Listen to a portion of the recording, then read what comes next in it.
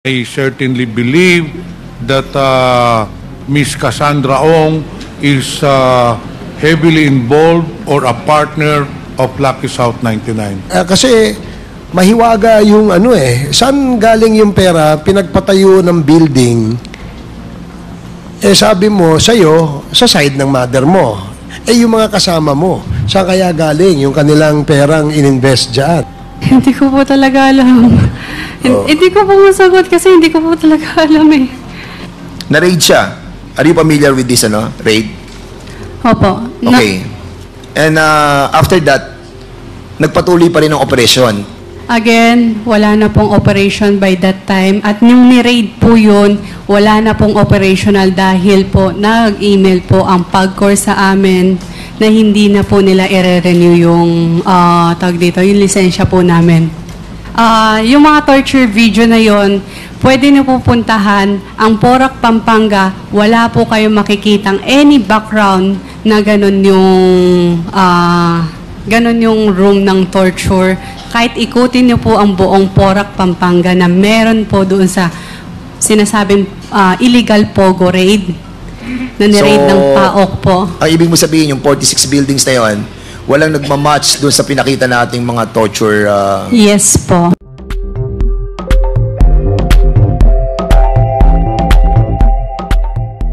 I would like now to direct my questioning to Ms. Cassandra Ong. Cassandra, kamusta ka na?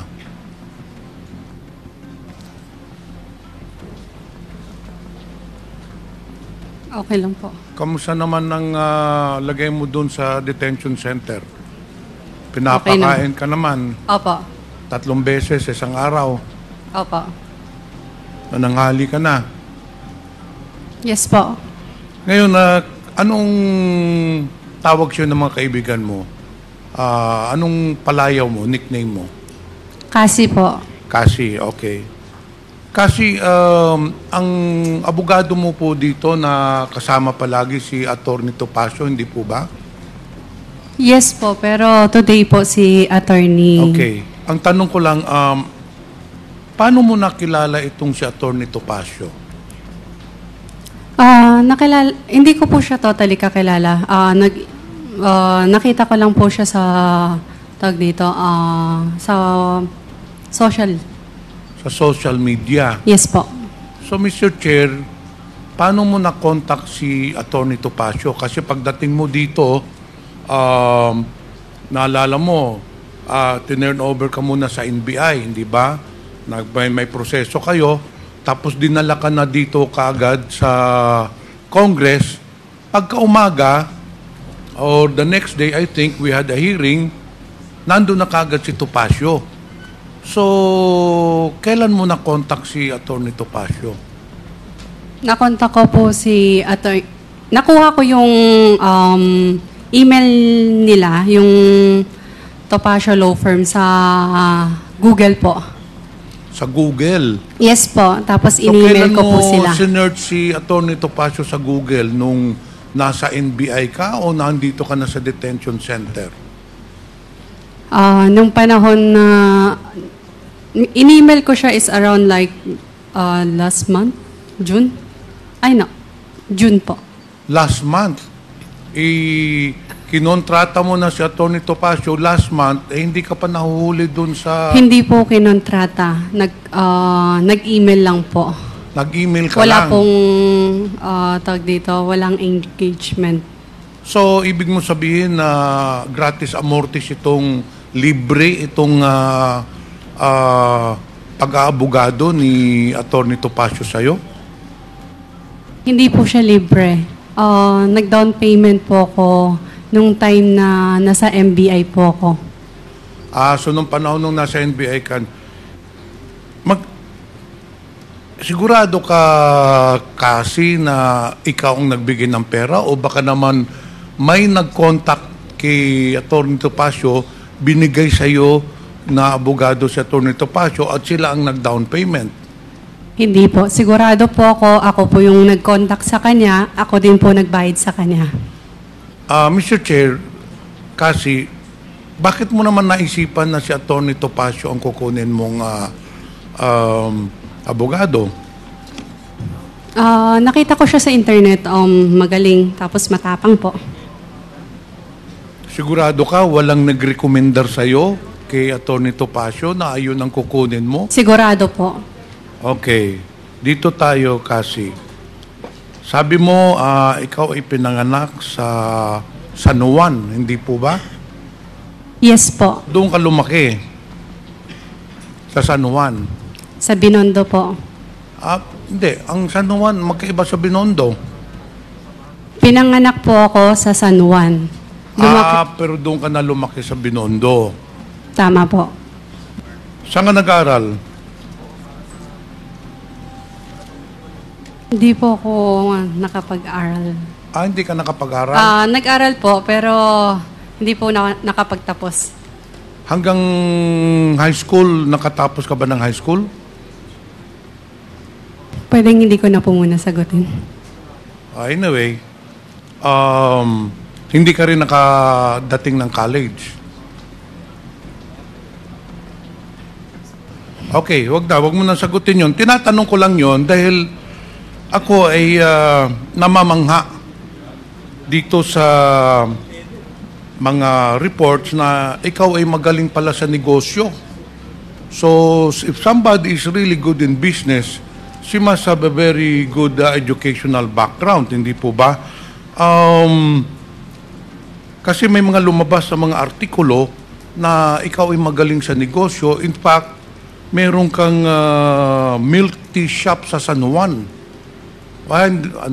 Hindi po. Hindi walang katotohanan to. Sa Angeles, Pampanga, meron kang binuksan na isang aesthetic center. Opo. Kailan mo ito binuksan?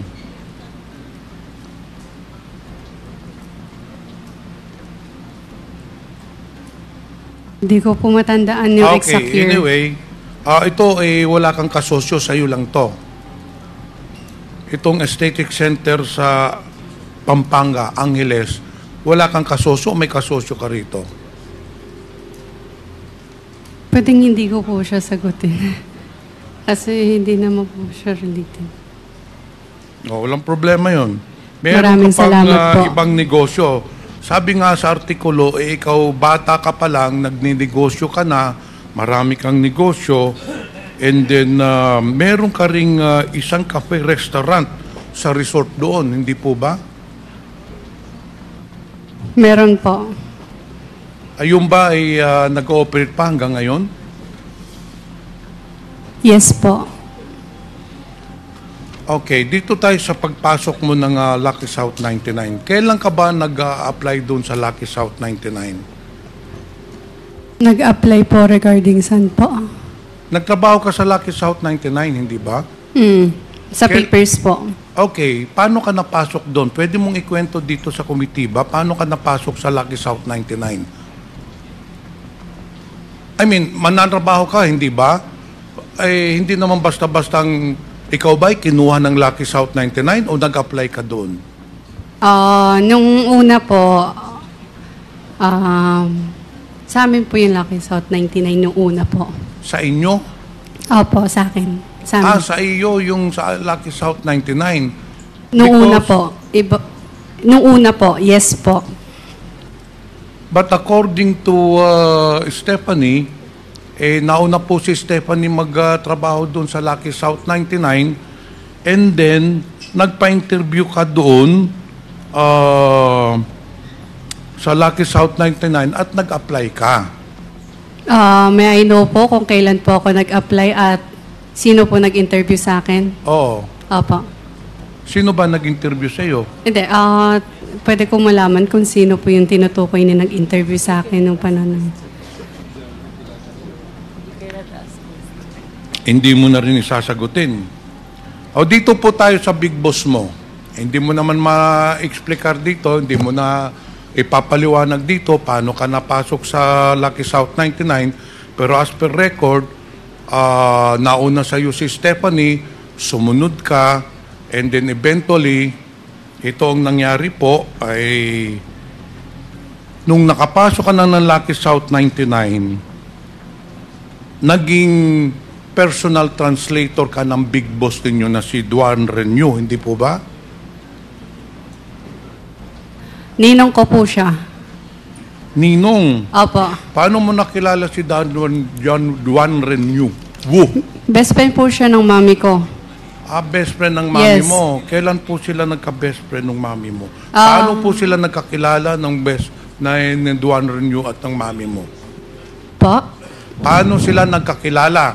Sabi mo kanina, Mr. Chair, kasi kaya ka napasok dun sa Lucky South dahil best friend ng mama mo si Duan Renew. Duan Renew, for the information of everyone, is the big boss of Lucky South 99.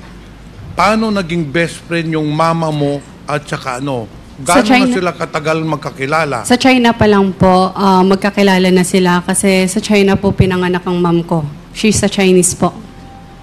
Okay. Yes. So doon nagkakilala ang mama mo sa China.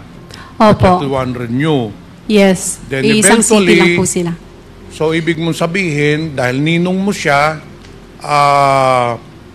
ang mama mo ang nagpapasok sa'yo doon kay Duan Renew? No po. Kinontak po ako ng ninong ko kung pwede po akong tumulong sa kanya kasi hindi po siya marunong mag-Tagalog and mag-English po. Okay, correct. So yun na nga ang unang tanong ko. Balik tayo sa unang tanong na hindi mo siguro nadinig. Ikaw ay naging personal translator na Duan Renew. Wu pala. Hindi po ba? Pwede din po. Ha? Pwede din po. Hindi pwedeng sagot mo pwede din po. You became the translator, personal translator of the big boss of Lucky South 19, Mr. Duan Renew. Yes or no? Yes? I think. Hindi naman mahirap sagutin yun. Wala namang masama doon sasagutin that you became a personal translator. Sa pagiging personal translator mo, Mr. Chair, kasi naging palagi kang kasama ni Mr. Duan Renew. Hindi po ba? Yes po, nung una. So naging constant companion ka ni Duan Renew. Hindi po ba? If needed lang naman. Not always. Well, according to the testimony of some of the resource person, during the last hearing, wala ka pa, sinabi nila, naging personal translator ka, and because of your job, palagi kang kasama, constant companion. Again po, pag kailangan lang po, tsaka ako sumasama. And in fact, itong sunod ko na tanong, dahil palagi kang kasama, personal translator, kaya hindi marunong magsalita ng Tagalog yung si Duan Renew, sa dami ng transaksyon, totoo po ba ikaw ay tumira doon sa bahay o kung saan nakatira si Duan Renew? Yes po. Saan po yun? Saan po yung tinirahan yung bahay na kasama niyo si Duan Renew? Nung una po, kung saan po yung office. Tapos po, nung Saan huli, po ba yung office na yun? I think around sa Friendship Highway lang, pero hindi ko sure yung Sa address. Pampanga pa rin? Yes po. Okay. So, ilang taon po kayong nakatira doon ni Duan Renew? Wu pala. I think since then, since pumunta na ako doon na po ako nakatira. But sometimes umuwi din naman po ako sa Binondo. So, 2019 ka nagsimula magtrabaho kay Duan Renew, hindi po ba? Yes po. Okay. So, 2019, magkasama na kayo, doon ka tumira. Sino po ba ang kasama ninyo sa tirahan ni Duan Renew? Kami lang. Kayo lang, dalawa. Sa bahay po. But bahay nga. meron po kaming staff po. Okay.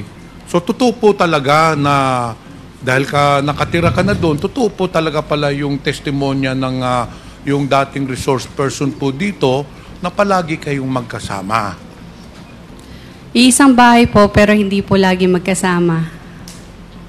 Hindi na, paano naman nangyari yun? Magkasama kayo sa isang bahay, tapos sabi mo, hindi kayo palaging kasama, pagising mo, nandun na yung Duan Renew. Yes po. Pag natulog kayo, nandun na rin yung Duan Renew. So halos araw-araw. Kasi sabi mo, as per your statement, doon ka nakatira. So araw-araw kayo nagkikita ni Duan Renwu, hindi po ba? Hindi araw-araw nagkikita. Isang bahay po kami. Pero may sariling lakad po siya. May sariling lakad din po ako. So sometimes, hindi po kami nagkikita sa isang bahay. Kahit magkasama po kami sa isang bahay. May tanong po ako, Opo. Mr. Chair. Sana ay wag po kayong magagalit, ano? Yes po. Sana wag mong masamain ito, no? Yes po. Pero hindi natin maalis sa pag-iisip ng mga tao. You're living in one roof. You are a woman. Duan Renwu sa man. Ang tanong ko po, wala ba kayong relasyon ni Mr. Duan Renwu? Wala po.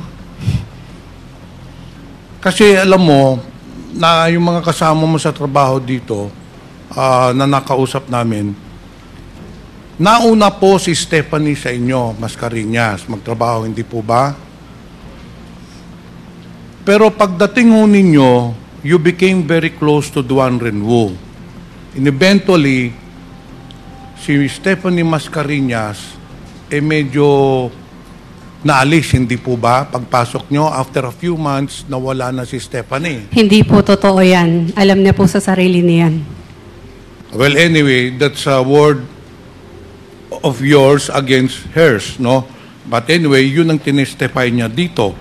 Ngayon, pagkawala ni Stephanie, Mascareñas, you started to become powerful dun sa Lucky South 99. Naging confidante ka ni Mr. Duan Renwu to the point na ginawa kang incorporator, to the point na ginawa kang yung mga cheque nilagay na sa mga pangalan mo, to the point na ikaw na po ang nagdidesisyon ng mga lahat ng galaw, lahat ng mga gawain doon sa Lucky South 99, hindi po ba? Correction lang po. Nag-invest din po ako doon. Naglabas po ako ng money for that po. Magkano naman po ang ininvest ninyo doon? Pwedeng hindi ko po sabihin. Medyo, it's private po eh. Pagpalagay po natin, ballpark figure lang, nasa 1 million, nasa 100 million, nasa 500 Pwedeng hindi ko po million. sabihin. So ilang porsyento po kayo doon? Saan po? Which company po? Yung Lucky South 99. Yung Lucky South 99 nung una, maliit lang po. Pero po, again, hindi po ako naging incorporator po ng Lucky South. So anyway, dun sa investment mo, Yes po. paano ho ang, kasi investment yan. Yes. A person invests in a business, ang objective ay para kumita. So I'm sure na almost 5 to 6 years, doon ka sa Lucky South 99, sabi mo nag-invest ka, so gaano ang dividendo ninyo or yung income mo nung doon sa investment mo, ilang beses ka binibigyan sa isang taon? Pwedeng hindi ko muna i-disclose po yan. Well, but we have to Pasensya assume, na po. we have to assume that you were earning a substantial amount because yung operations ng Lucky South 99 ay napakalaki. No? In fact, the assets, everything, malaki po. Dito po tayo sa ano, meron nung ni-raid sa Porac, Pampanga na yung mansion complex. Alam nyo yun, di ba? Yes yung po. merong mga villas, yung may lake, tapos may villa sa gitna. Yes po. As per record po, lumalabas yata na sa inyo po yun. Opo. Lahat ng investment namin, lahat ng kinita po namin nasa Pilipinas po.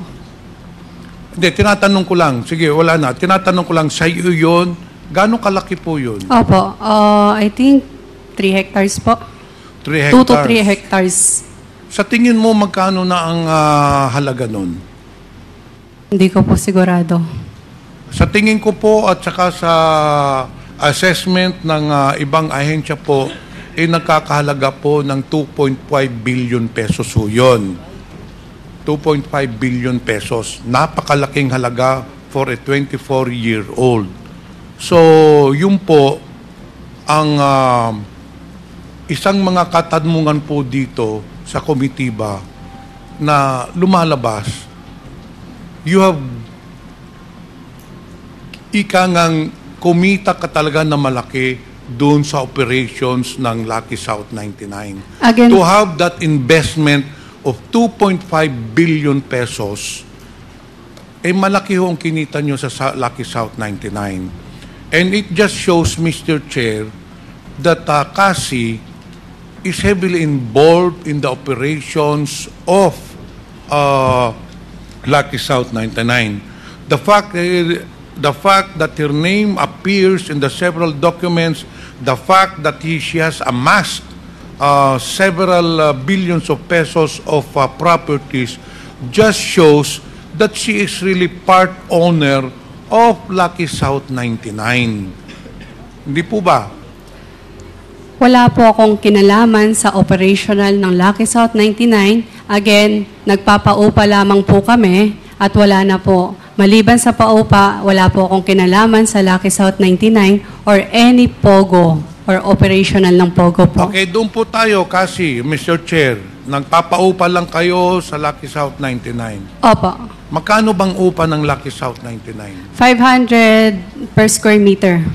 Ilang square meters yun? 3 hectares. Sa bahay po yun. Yung bahay is 3 hectares. Around 2 to 3 hectares po. Ano klaruhin natin? Ano bang pinaparentalan mo? Yung sa Porac, Pampanga o yung sa Porac, mansion Pampanga complex? po. Yung sa mansion complex? Hindi po. Iba po yung mansion, iba po yung office po. Okay, yung sa office, ilang hectares yun? Ilang square meters? Yung sa office, I think, nasa 7 hectares. 7 hectares? Pwede ka po i-double check. That's the land area. Kung 7 hectares, 7... Pero yung mismong, ano po, i-check ko po para sigurado. Ano yung 500 per square meter? Every month ba yun o yearly? Per month. Per month.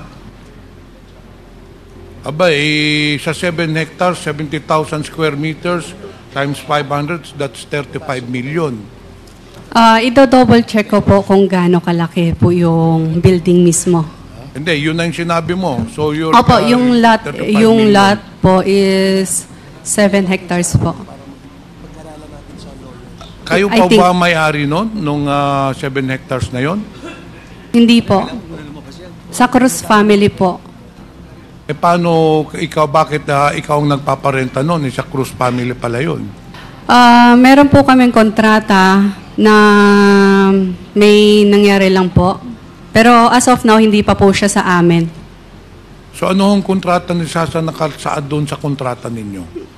Contract to sell po. Kaso nagkaroon lang ng konting problema. Ayun po yung hinahawakan ni... Contract to sell. Yes po. Ayun po yung hinahawakan ni... So, ilan taong ka nagpaparenta niyang lupa na yun na 7 hectares? Ilan taon? Bali, nag-start po siya sa maliit na... Bali, may phase 1, phase 2, phase 3 po siya. After kumita ng phase 1 po, tsaka lang binild yung phase 2. Tapos after kumita ng phase 2, tsaka lang nag-build yung phase 3 po. Okay. Opo. Yung lupa, Lahat po yan mache-check yung po. lupa kay Cruz family, pero yung kontrata ng lease, yung lease contract, sa'yo, it's between you and Lucky South 99. Ganun Yes. po ba? Mm. Ngayon, binabayaran ka ng Lucky South 99 ng rental.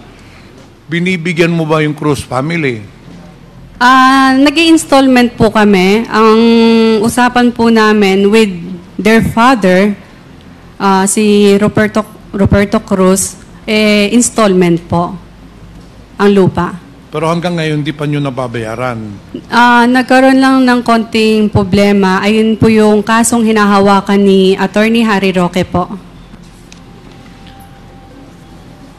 Alam mo, kasi Opo. sa tingin ko lang at saka sa isipan ng mga tao dito, hindi po kami naniniwala na hindi ka involved dun sa Lucky South 99. Kasi kung nagpaparenta lang po kayo ng lupa, hindi ka kikita ng bilyon dun. Tatanda ka na lang tatanda, hindi ka kikita ng But the fact that you're able to purchase a land worth 2.5 billion pesos, hindi lang rental po ang kinikita ninyo doon. You are part owner and probably meron ka talagang dividendo doon. Yung lupa pa ba sa mansion na complex, nasa pangalan mo? Nasa pangalan po ng corporation po. Na pag-aari mo? Opo. Mr. Chair, I have no further questions, but upon interpellation, I sincerely believe that Cassie Ong is withholding information regarding the operations of Lucky South 99, and I certainly believe that Ms. Cassandra Ong is heavily involved or a partner of Lucky South 99. Thank you, Mr. Chair. Thank you, Congressman Pimentel. Ako, interjection lang dun sa, susugan ko lang yung tanong ni Congressman Pimentel kasi, sabi mo, ang business nyo ay hindi pogo, tama? Yes po. At real estate, tama? Yes po. At kayo ang gumawa ng mga buildings, Yes tama? po. Magkano cost ng building na ginawa nyo? Pwede ko i-double check po? Sige, do you have your data there now with you? No, kasi yung phone ko... Sige. So, pero kayo Sorry. nagpagawa. Opo. So, yung pinagawa niyo yun, sinong kasosyo mo dyan? Lahat ng name po sa corporation except kay Xiang Tan. Okay, kasi dun sa incorporator ng Lucky South 99, kasama dito si Mr. Silang tatlo, tatlo sila. Yan, si Mr. Chua, si Mr. I can't see your name. Yan, Mr. Linsangan, kasama ba sila sa investor? Hindi ko po sila kilala. Kasi sabi mo, yung incorporator ng Lucky South 99, sa records na hawak namin, sila ay isa sa mga may-ari ng Lucky South 99. Ang alam ko po, ang may-ari po ng Lucky South 99 is yung nangungupa po dati sa amin. Tapos ngayon siya na yung owner, si Mr. Cheng. Chinese. Yes. Chinese, Gonna update you po sa pangalan. Okay. Hingiin ko lang po. So, Alamin ko lang. sige. So, yun kayo ang nagpatayo. Kasama ka kasi may investment ka mo doon, di ba? Opo. So, kasama ka doon sa nagpatayo ng mga building. At Opo. sa ngayon, hindi mo kayang masabi sa amin kung magkano yung cost ng mga building na yon. Pero I'm sure malaki yon kasi ang daming building di ba? Ilan total number of buildings doon sa area? 40 plus. 40 plus buildings. Opo. At hindi pa kasama yung mga mansions. Kasama na po siya sa... Kasama siya doon sa 40 plus buildings? Opo, iba po yung sinasabi ni Mr. Chair na mansion na sa Porac and iba po yung sa office po. Okay. Tanong ko lang, no? Kasi puro mga Chinese yung kapartner mo dyan sa real estate na negosyong yan. Tama? Oo. Sa tingin mo, saan galing yung pera nila? Mr. Chair, lahat ng pera po namin is galing po sa hard-earned money po namin. Saan? Sa Pilipinas din po. Sa Pilipinas? Again, yung lupa po namin is installment po. Hindi po namin fully paid ang lupa. Yung perang ginamit nyo pagpatayo ng mga building, saan galing yung pera na yun? Yung part ko is tawag dito, sa mom ko. Mami mo. Yung part ko po. So, Yes. ang mami mo ay may business. Ano lang po, wholesale. Wholesale. Opo, Ng Chinese po kami. Wholesale ng Ng mga iba-ibang product. parang goods coming from China, ganon. Yes Kasama. po. So, ibig sabihin, dahil dun sa negosyo ng mother mo, nag-invest ang mother mo tsaka ikaw. No po, wala na po nung time na yun, wala na po yung mother ko. Pero yung pera ng mother mo, na kanino? Nasa akin po. Ilang kayo magkapatid? Dalawa po. Dalawa. So, yung mas matanda ka. Opo. Okay. Kasi, mahiwaga yung saan galing yung pera, pinagpatayo ng building, sabi mo, sa'yo, sa side ng mother mo. Yung mga kasama mo, saan kaya galing yung kanilang perang ininvest dyan? Ang alam ko po, pwede ko i-double check. Hindi ko po talaga Ha? sigurado eh. Ano yung pakiulit? Pwede ko po i-double check. Hindi ko po sigurado. Sige, Kasi po, Mr. Chair, hindi ko naman po talaga alam kung paano po. If you're gonna ask me po right now, hindi ko po Yung may bang- explain sa inyo. Yung bang pera nila galing sa abroad? Hindi ko po alam. Yung bang pera nila ay galing sa negosyo nila rito? Hindi ko po talaga alam. Hindi ko po masagot kasi hindi ko po talaga alam eh. Hindi. Sige. Kasi para importanteng malaman namin saan galing yung pinagpatayo nyo ng ano dahil hindi yun basta-basta eh. Diba? Gaya ng sinabi mo, nung tinanong kita, mga investor, no? Parang ikaw, investor. Kaya tinasabi mo, yung mga incorporators ng Lucky South. Sila, incorporator sila ng Lucky South eh. Base sa dokumento na hawak namin, sila ay mga dating incorporator.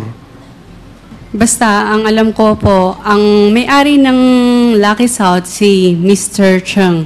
I'm gonna give you his full details once na makall ko po yung mga tao. Hindi kaya, ito tanong na diretso, hindi kaya galing sa drugs ang negosyo ng mga partner mo, yung mga kasosyo mo?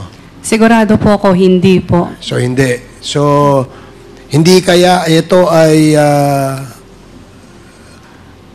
nilolonder lang, money laundering dito sa Pilipinas, yung perang galing sa mga illegal na source? If you're gonna ask me po, hindi po. Gano'n For mo me. kakilala yung Mr. Wu? Close kami pag pumupunta po siya sa Pilipinas. Kasi ninong mo. Opo. Except nung bata ako, nung nasa China po ako, Oo. nagbe-vacation lang po. Nakikita ko po. So, ito bang si Mr. Wu, ilang taon? Mga ilang taon ito? siya.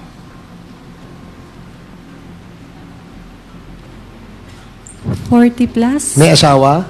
Yes po. meron. Chinese, Pilipina. Chinese po. Nandito sa Pilipinas o wala? Wala po. Sa China? ang Nasa asawa Singapore niya. po. Anong negosyo niya sa China? Alam mo? Sino po? Si Mr. Wu.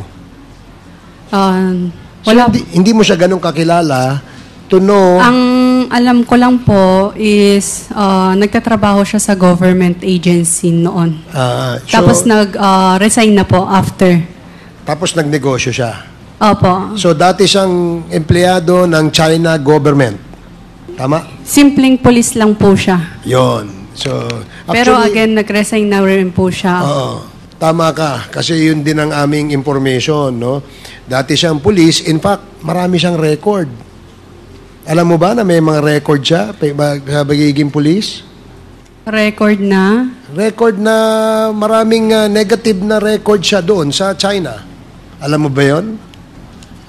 Sige, sasabihin ko sa iyo at the appropriate time. Okay?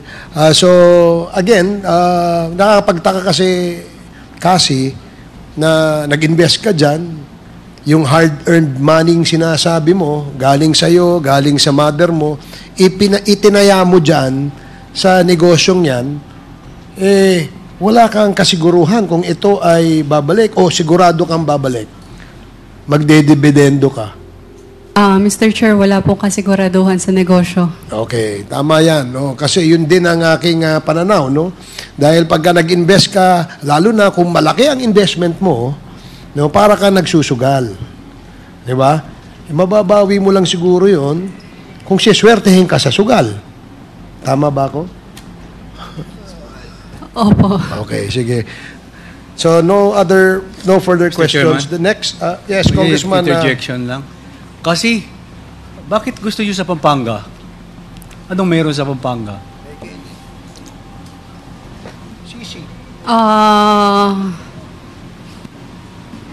Bakit? Ba't di mo kagad masagot? Kasi nandiyan ka na, tagal-tagal mo na sa amin. Sa Pampanga. Tiga Pampanga ako. Hindi crowded ang Pampanga po.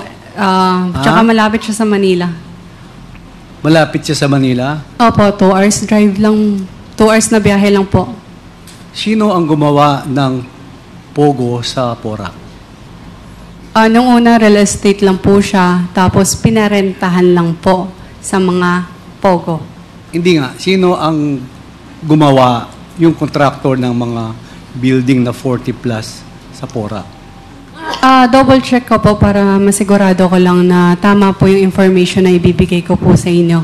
May kontrata ba kayo nung gumawa ng mga building sa Porac? Ang alam ko po, meron po. Pwede mong bigyan itong committee na to para malaman natin? Try ko po mag-contact kasi wala po talaga ako lahat ng contact eh. Dahil nga yung phone ko May building permit ba kayo? Ang alam ko po meron kasi, hindi ko po sigurado po ha. Basta ang alam ko po meron kasi may tagalakad for that po. Well, anyway, kaya tinawalungkot ko kasi masyado nang kawawa yung probinsya po namin. Masyadong sikat araw-araw. Alam niyo po, kaya nandito yung Quadcom. Number 1, dyan nakita yung droga na 3.6 billion na 560 kilos sa bayan ko sa Mexico, Pampanga. Pangalawa, dyan nangyari ang bentahan ng lupa, ang nakabili mga Chinese na korporasyon and all incorporators ay Chinese. Ang nakabili, 1,000 of hectares. Ang nakabili, mga Chinese. Kaya yung public accounts nandito. Pangatlo, yung Pogo, nakita natin sa Porac, sa Bamban. Kaya nandyan si Chairman Dan Fernandez. Pangapat, kaya sinasabi ko to, nalulungkot kami, maraming tumatawag sa akin, anong nangyari sa probinsya natin sa Pampanga? Diyan nangyari yung karumal-dumal na pinakita ni Chairman Fernandez. Pinugutan ng ulo, pinatay, talagang grabe yung ginawa nila. Kaya nandito tayo ngayon, di ba kasi? So, next time, kung pwede mong ibigay sa amin yung capitalization ng inyong kumpanya para ma-assess lang namin yung paggawa nyo sa Bamban at saka sa Porac. Pwede ba kasi? Mr. Chair, correction lang po wala po akong kinalaman sa Bamban. Hindi po Porac, sa amin. Porac. Opo. Si Alice Goo, meron naman kaalaman sa Bamban, di ba? Kaya we invited Alice Goo na. So, Mr. Chairman, maraming salamat. Yun lang. Thank you, Mr. Chairman. Thank you. Kasi, last na lang, no? Opo. Si Alice, Pilipina? Hindi ko po. Tanungin niyo po siya. Sige. Kasi hindi po ako si Alice eh. Hindi, kaya nga tinatanong ko lang siya. Kasi boyfriend mo yung kapatid niya, kamo. Opo, pero again, hindi po ako close with Alice. Yung kanyang kapatid, Pilipino, Chinese? Ang alam ko po, Pilipino siya. Yung alam mo. Opo, ang alam ko. Okay. Siyempre, Mr. Chair, hindi ko na po siya natatanong for that. Sige, thank you. The next to interpolate is Congresswoman Agabas. Congresswoman Agabas, you are recognized. Ha? Okay. So, the next to interpolate is Congressman Dan Fernandez. You are recognized. Thank you, Mr. Chair. Kasi you have written us a letter, no? At sa sulat mo, addressed to the Quad Committee sa 4 na chairman, wini-withdraw mo yung iyong signing of waiver. Why? Hindi ko pa po totally wini-withdraw. Okay. Nung time na nangako po ako or nagsabi ako ng yes sa inyo is yung time na wala pa po akong kaso. As of now, I have 87 cases po. Oh, yeah. So, And- sige, go ahead. Okay lang po. Yeah. And gugustuhin ko po sana na malaman muna ng lawyer ko or mapag-aralan po nila yung possible na Hindi ko po kino-close yung door for that. Again, pinirmahan ko po siya nung time na binigay po ni Comsec. On the spot, hindi po ako nagdalawang isip for that po. And as a matter of fact, ay nung pinirmahan mo siya, during the time na nagkaroon tayo ng hearing, 2 days after, pinail ng NBI, ng PAOK, saka ng AMLAC yung case, no? Pero... Yes po. that case was, pupunta muna yan sa preliminary investigation para makita nila kung meron siyang probable cause. And I have seen yung dokumento, isang makapal siyang documents. And out of the 35 na mga kinasuhan doon, pang 34 ka. Alam mo ba yan? Hindi pa po namin nakikita Yung totality.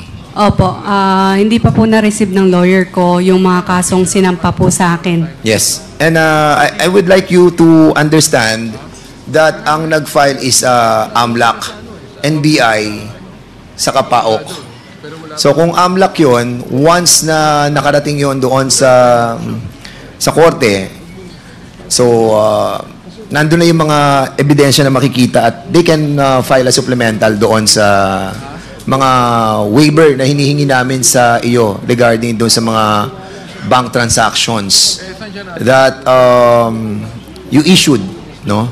And basically what we wanted sana, kasi I hope that you will understand the work of Congress. Ang trabaho ng Congress, iba doon sa trabaho ng Korte. Yung Korte, it's a long process. At itong dito sa amin sa Kongreso is an investigation in aid of legislation.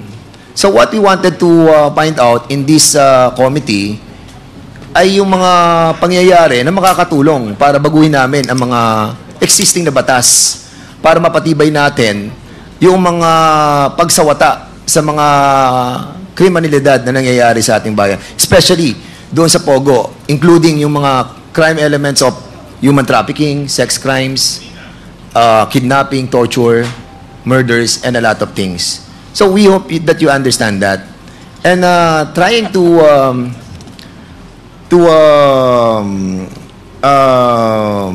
what do you call that? Isang tabi mo muna yung waiver will derail the purpose of this investigation. Do you know that? Na medyo, siyempre, kung hindi ka mag-waiver, so eventually, hindi namin makikita yung mga bank transaction mo na maaaring doon namin makita yung mga sinasabi naming malalaking tao na involved sa operation ng Pogo. Kasi doon kami nagkakaroon ng standoff eh. Once na, like for example, kay Ronaldin Baterna, pinaprocess na namin yung waiver na in-issue niya. Samantalang yung sa iyo, hindi namin ma-process because you have issued a temporary withholding the notarization of your signed waiver. So,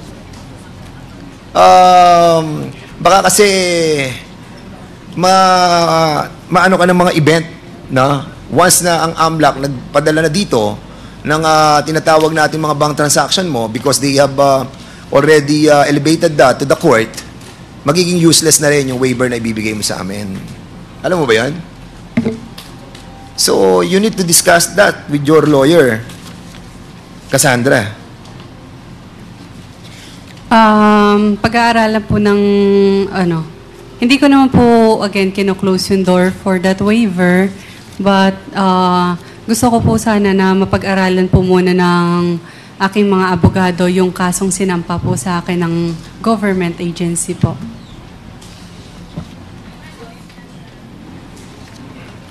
Doon sa 46 buildings that naandun sa Porac. Kasi sabi mo kanina, 40 plus, di ba? 46 yung buildings doon eh. At doon sa 46 buildings na yon, kasama doon yung mansion?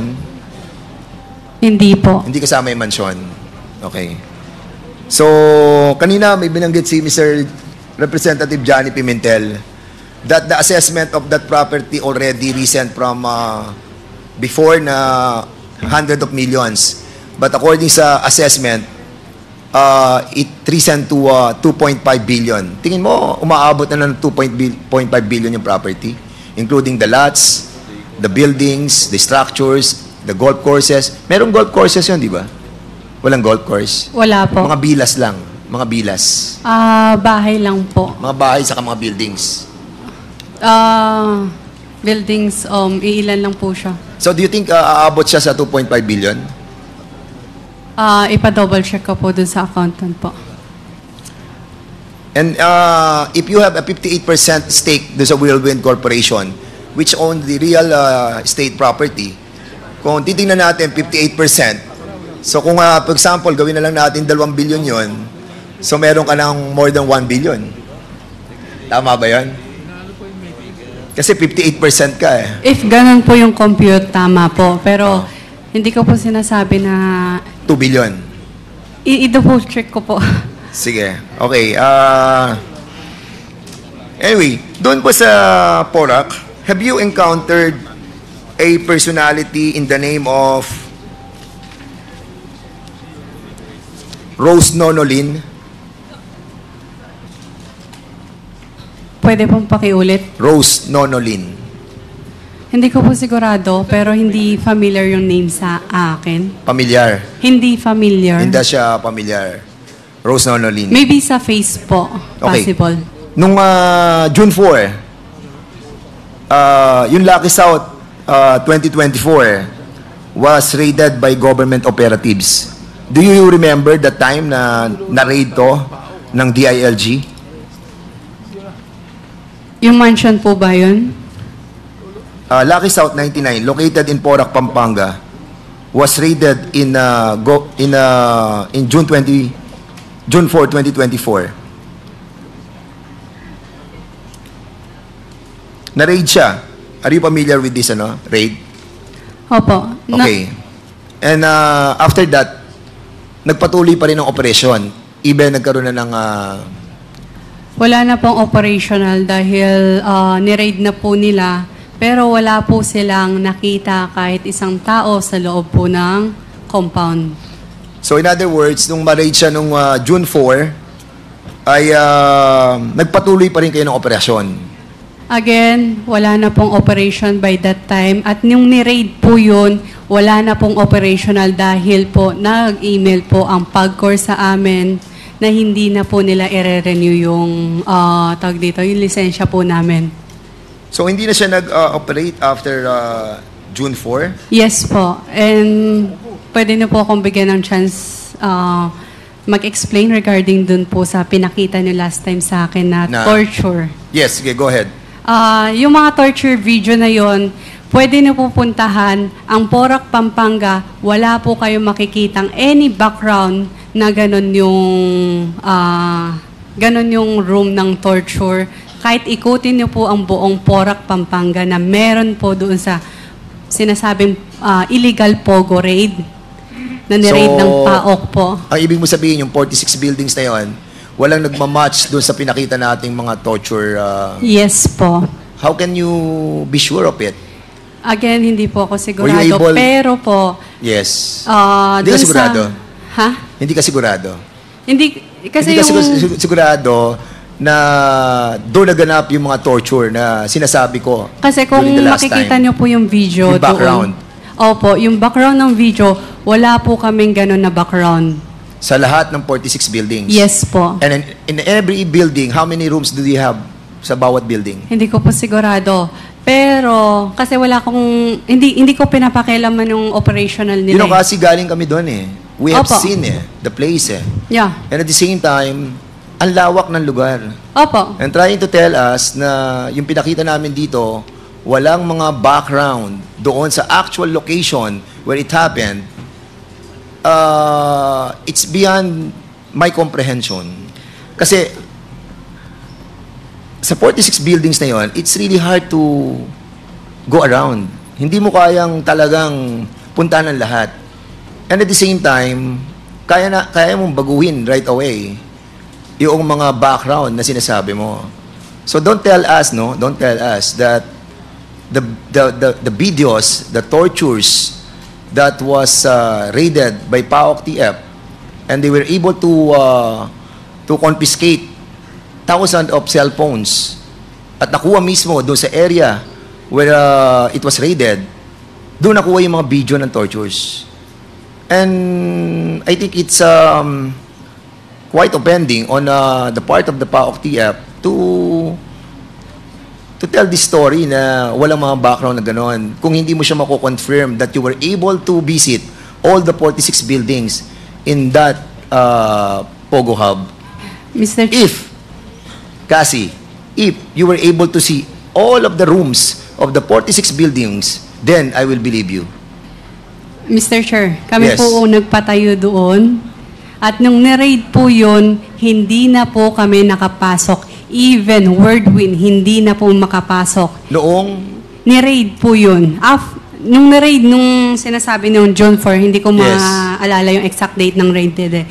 Nung ni-raid nung June 4, hindi na po kami nakapasok. Any staff from Wordwin, Mapal, Wordwin, Lucky South, hindi na po sila nakapasok. so in other words, So, imposible. Cassie, you're telling us because you are trying to tell me that you know the different backgrounds o yung mga pasad ng different rooms and buildings for that matter, yung 46. So, meaning kung alam mo lahat yung mga pasad at yung mga background ng mga different rooms, you are directly involved in the operation of Pogo. Again, Mr. Chair, correct ko lang po ha. Kami po nagpatayo, kaya alam ko po Exactly. yung background. Pero hindi po at never po ako nangilam sa operational ng any Pogo po.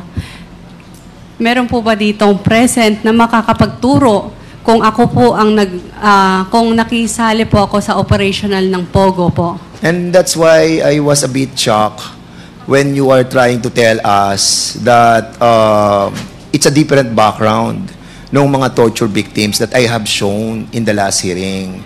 Because parang ang feeling ko, alam na alam mo lahat ng bawat rooms ng bawat building doon sa Porac.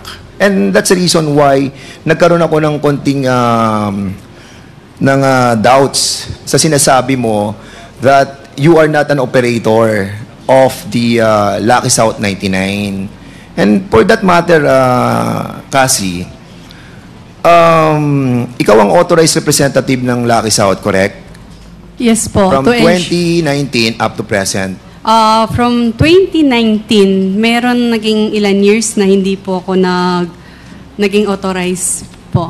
Yeah. Yes po. Nung huli lang po. So, bali, And Mr. 2019 Chair- up to present, ikaw yung consultant. Nakalagay dito sa PDS mo that was submitted sa PAGCOR. 2019 to present, Lucky South 99 Outsourcing Incorporated, consultant ka. Correct? 2019 po, and meron po sa pagitan ng 2019 hanggang present, wala po ako. So, you lied. Nung lied present, You lied on your PDS. Kasi sinasabi No. mo dito, 2019 to present, Lucky South 99 Outsourcing, consultant ka. And, yes, iba yung consultant po sa... yes. And 2023 up to present, Lucky South 99 Outsourcing Incorporated, authorized representative ka. Opo. Yun. So, meaning, hindi ka nawala sa Lucky South 99. I mean, nung panahon na yon, yes, consultant pa po ako, pero madalang na lang ako naging consultant. Pero nito you are a part of the Lucky South 99 from the inception up to 2024. Is that correct? Yes. Okay. So, in other words, even you are a authorized representative from 2023 to present sa Lucky South 99, naging incorporator ka naman ng Whirlwind Corporation from 2022 to present. Hindi ko po sigurado yung year. It's in the PDS. Yeah. Hindi ko po sigurado yung year. Yes, you submitted this sa PAGCOR. Kaya I'm just basing this on the documents that I have right now. At lumalabas dito na 2022 to present, ikaw ang executive assistant ng Whirlwind Corporation. 2023 to present, ikaw naman ay authorized representative ng Lucky South 99. And noong March 26, 2024, you have the 58% of ownership of the Whirlwind Corporation. Is this correct? Yes po. Okay. And as a matter of fact, Cassie, yun na nga, katulad na nabanggit natin noong nakaraang hearing, you were with Attorney Harry Roque and Altenco when you paid yung kakulangan ng Lucky South 99 doon sa opisina ni Altenco. Tama? Opo, nagpasama lang po ako ng time na yun. So being the authorized representative, ikaw nagawak ng pera para ibayad sa PAGCOR. And it reaches like $500,000 yung mga binayad mo sa PAGCOR. Am I correct? Hindi ko po sigurado dun sa amount. Pero yes. Yeah. Kasi nasa ano naman nasa PAGCOR documents. So I want you to go back doon sa isang document sa Radyo Pilipinas anchored by Michael Rogas and Lawrence Tanhoco noong June 14, 2024, aired at news item that Parmalee Queen Roslyn intends to retrieve some items from the Porac Pogo. The news cited an unnamed source from PNP Region 3 who they tried to bribe allegedly through a certain Alvin Constantino. So, andun daw si Roslyn, yung mga gamit niya sa Pogo, sa Porac. And that's the reason why a while ago I asked you about si Roslyn. So, hindi mo siya kilala talaga. Hindi ko po sigurado kung kakilala ko siya. Maybe sa face, but not sa name. The reason po. why I ask you about this Nono Lin, kasi siya yung asawa ni Wen Xiong Lin, who is involved with drug trade starting nung year 2003. At kung nandun si Rose Nono Lin, according sa Radio Pilipinas, anchored by Michael Rogas and Lawrence Tanhoco, then worried kami na ang pogo mo ay merong mga involvement of drugs. Hindi ako nagsabi nito, ha? Yes, ang nagsabi nito yung Radyo Pilipinas. Opo. Hindi ko po alam yan. And possible hindi ko po talaga siya kilala. Again, hindi ko po yung Pogo. Iba po yung Pogo sa Yes, I'm sorry for that. And hindi po ako naging operational ng Pogo. Yes.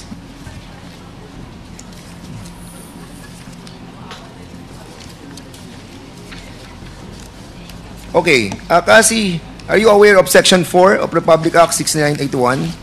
Yung Witness Protection Program?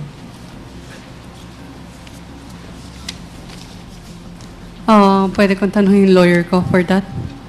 Hindi ko po alam Ang Witness Protection Program ay dito under sa Section 4, may kapangyarihan ang committee ito na irekomenda sa ating speaker na ikaw ay mag-under sa Witness Protection Program. Ang Witness Protection Program ay kung makikita ng committee ito na magsasabi ka ng totoo, lalo't higit doon sa mga involved doon sa mga transaction para malesen o mitigate yung crime that will be filed against you.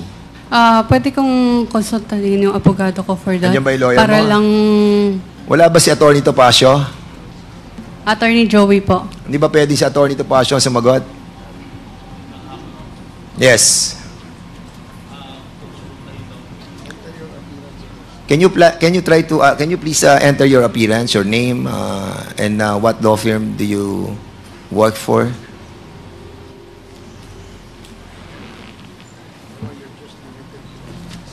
Yeah. Good afternoon, Your Honor. I am Joselito Lumangaya. I am the law partner of Attorney Ferdy Topacio. Unfortunately, Attorney Topacio is... You are limited to just give her a legal advice, okay? Yes, Your Honor. So, try to talk to her for 30 seconds and explain the WPP.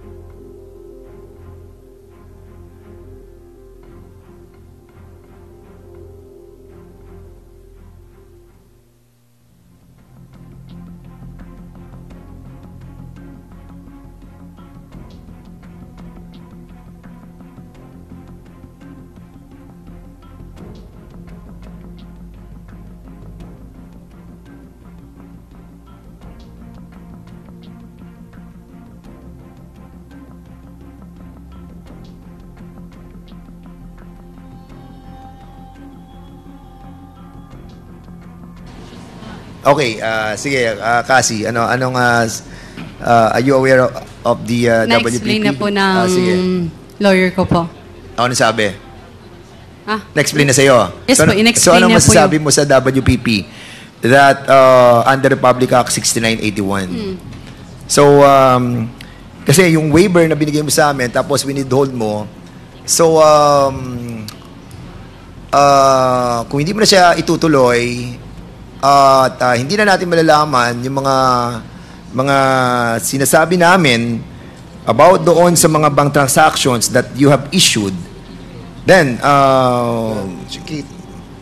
basically, mapupunta na talaga sa korte lahat yun. So,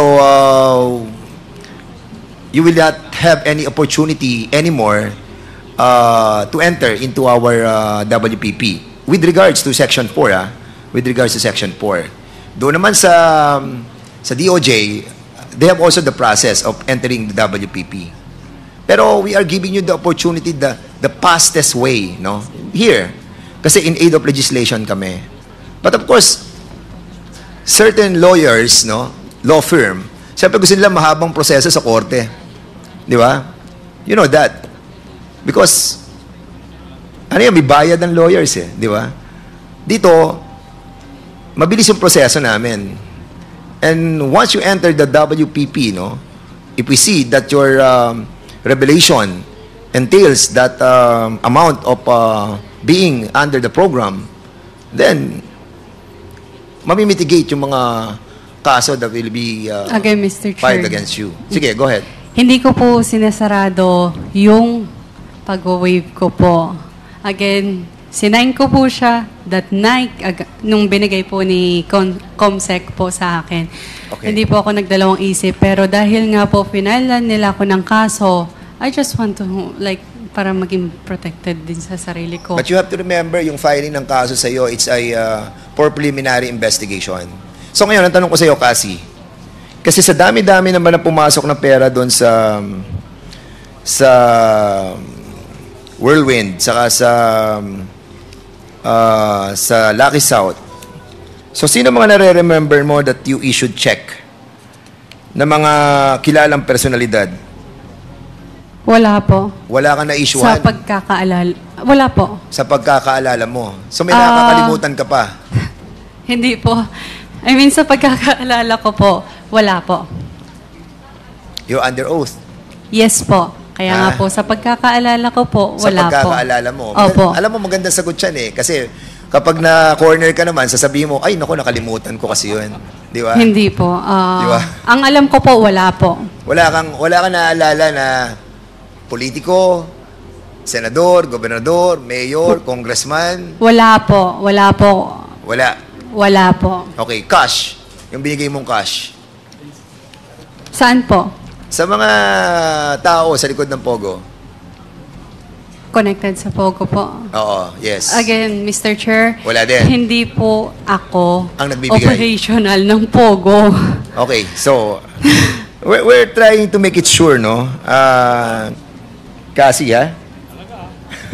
Ayan, sabi ni Chairman Ako, talaga, alam mo kasi kasi, Kindly wrap up. we wanted to help you, no? Kasi 58% yung ownership mo ng Whirlwind. And when you issued a transmission of money to PAGCOR amounting to more than $500,000, including the $50,000 ng cash, no? Medyo questionable na sa amin yun eh. Kasi siyempre, for a young businesswoman as you are, no? Parang yung paghahawak mo ng ganung malaking pera, medyo mag-iisip kami kung talagang galing sa'yo. Or, sino nagbigay sa'yo ng ganung kalaking pera? Regarding naman sa PAGCOR payments po, hindi po siya galing sa amin at hindi po siya galing sa Whirlwind. Galing po siya sa Lucky South. Correct. Lucky South. Sa renter, yeah. Yes, Lucky South 99, Yes, diba? galing sa mga So- okay lang po i-explain ko. Yes, sige, go ahead. Oo. Kasi ito yung issue mong Yes po. That's why nandyan po yung pangalan ko po. Ako po yung authorized po ng Lucky South para magbayad po niyan. Yes, correct. Opo. So ngayon, Yung pera na po yan, hindi ko po in-issue from my own. Hindi din po siya galing sa corporation po namin. wait. In-issue mo tong $200,000 sa account number 340-403-7632. Yan yung sa PAGCOR Dollar Fund. At ito naman ang galing sa iyo, Catherine Ong, Lucky South Outsourcing Incorporated, OGL 23-1102. Tapos, andito yung account number. So, kaninong pera yon? Yung pera po yun, galing po sa Lucky South. Na ikaw ang nag-issue. Na ako po yung nagbayad. Sige, kaya nga, wire transfer. Hindi po siya transfer. Binayad mo ng cash? Yes po, sa Land Bank po. Ayan po yung resibo po. Yeah, ikaw nagbayad ng cash sa Land Bank. Yes po. So, dinala mo yung pera na $200,000 sa Land Bank para payment sa PAGCOR. Opo. At sino nagbigay sa iyo ng $200,000? Si Mr. Cheng po. Si? Yung assistant ni Mr. Cheng. Ching. C-H-E-N-G. Ayun ang alam ko kasi Chinese eh. Okay. Alright. Para sa iba pang karagdagang mga balita at impormasyon, ay huwag po nating kalimutang mag-like, share at comment sa video na ito, at huwag po rin nating kalimutang mag-subscribe to continue supporting us. Maraming salamat po sa inyong panonood, at naway tangkilikin po ninyo ang aming YouTube channel.